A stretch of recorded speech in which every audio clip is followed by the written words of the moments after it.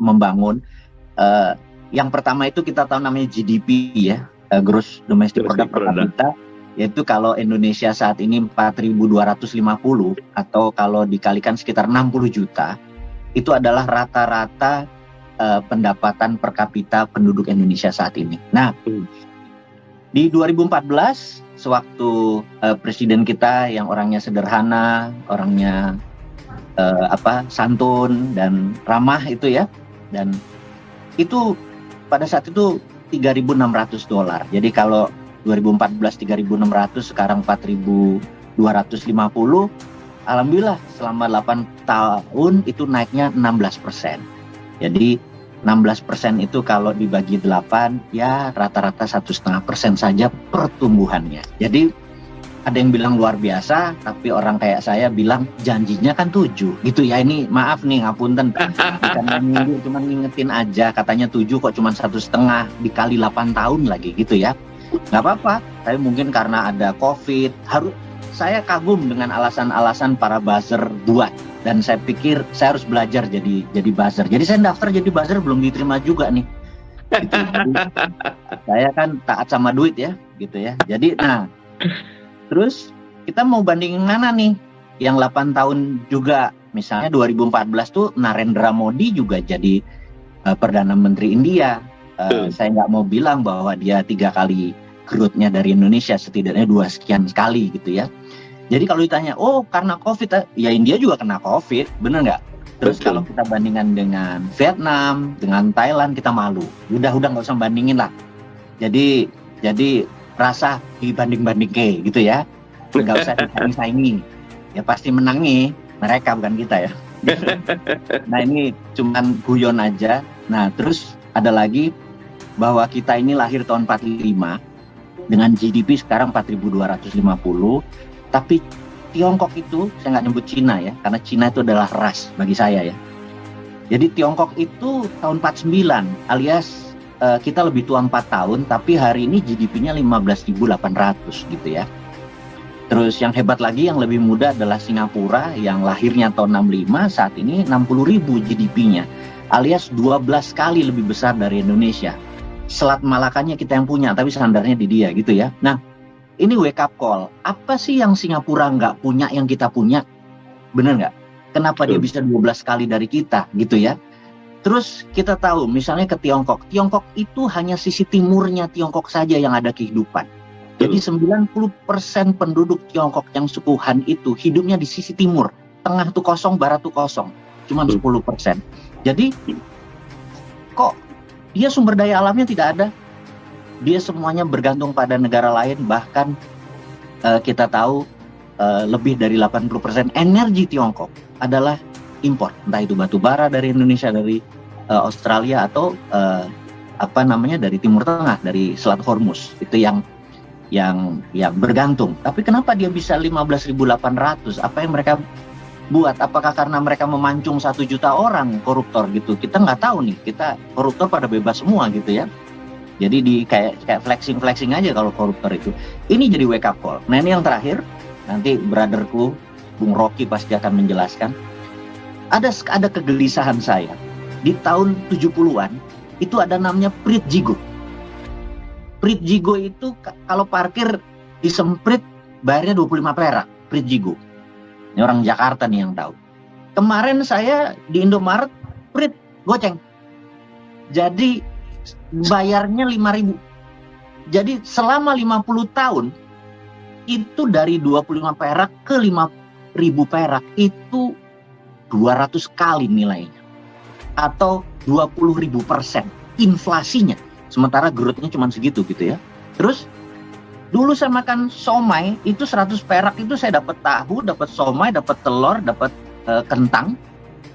Sekarang 20.000, naik 200 kali gitu ya. Nah, mulai kita bedah apa yang terjadi di 50 tahun terakhir. 50 tahun terakhir itu saya bagi 2 aja deh. Ada Berkeley Gang. Berkeley Gang ini ya Pak Mitro lah, Sumarlin lah gitu ya. Kemudian selama 20 tahun terakhir, saya khususkan 20 tahun terakhir, ini saya menyebutnya Illinois Gang.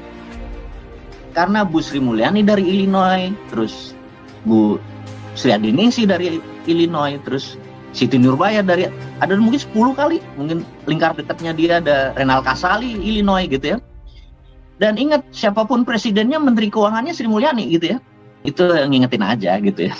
Jadi ini geng Illinois selama 20 tahun tidak membuat ekonomi Indonesia lebih baik. Jangan-jangan kita harus duduk untuk merubah yang namanya, jangan-jangan idenya Bosman, MMT, Modern Monetary Theory, udah harus dikasih second chance, dikasih kesempatan kedua, di mana tahun 71 Amerika pakai, tahun 89 Tiongkok pakai, sampai sekarang, dan kenapa Indonesia nggak pakai? MMT itu simple, suku bunga 0, bahkan negatif interest. Negatif interest itu, jadi kalau Bung Rocky Gerung punya duit 1 triliun, dia mengharapkan deposito 6% atau 0,5% sebulan, dia dapat 5 miliar sebulan, dia nggak kerja. Begitu kita nolin nih, dia pusing, yang biasa dapat 5 miliar sebulan, sekarang jadi 0, bener nggak? Nah begitu dia mau kirim ke luar negeri, itu kena flight capital, penjara 10 tahun. Akhirnya, Bung Zaldi, kalau Anda punya 1 triliun, Anda keluarin semua dari bank Anda, dan dalam semalam, udah Indonesia jadi berkah, ekonomi langsung tumbuh.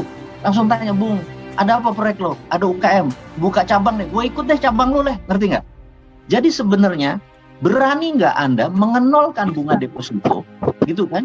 Untuk jadi sarana kita mempush ekonomi dari rakyat untuk rakyat. Saya rasa itu dulu pembukaannya. Brotherku Rocky Gerung pasti bisa menyemes nih.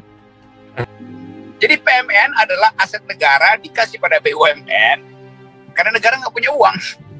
Jadi kita balik pada sistem barter sebetulnya tuh di zaman dulu tuh. Itu artinya ada izin untuk menjual aset.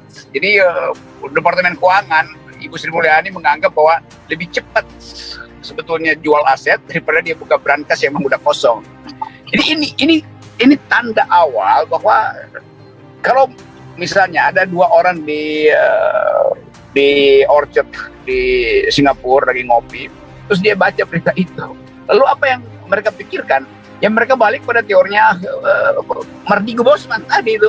Karena terlihat bahwa Indonesia memang nggak punya lagi kapasitas untuk memberi sinyal pada internasional bahwa ekonomi itu masih bertumbuh secara rasional atau masih beroperasi secara rasional.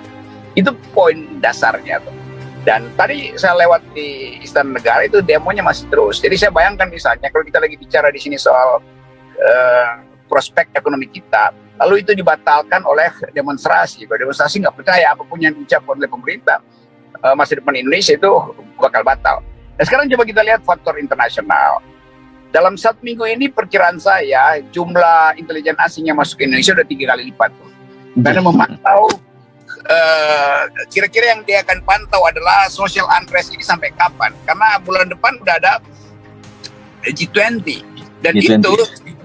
Dan itu sangat mungkin bahwa Amerika merasa nggak aman tuh kalau Presiden Biden ada di Indonesia, sementara polisi masih berantakan, sementara demo jalan terus, sementara kondisi sosial menunjukkan bahwa tidak kondusif untuk datang ke Indonesia. Sinyal dari Amerika, negara-negara Eropa juga nggak mau datang tuh.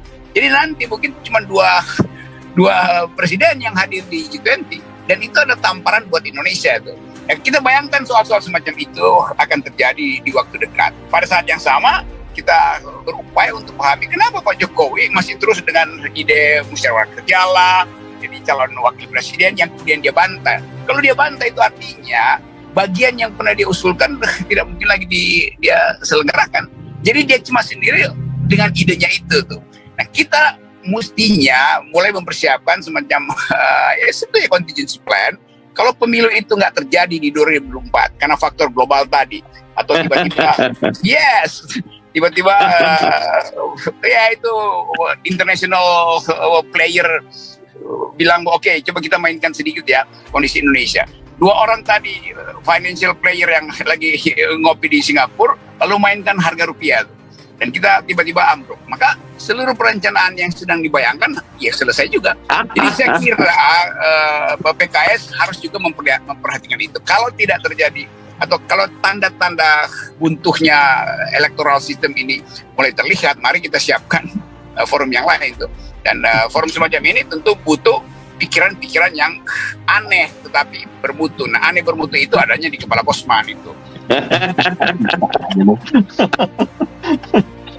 Baik, terima kasih Bung Rocky. Lanjut nih putaran diskusinya ini bakal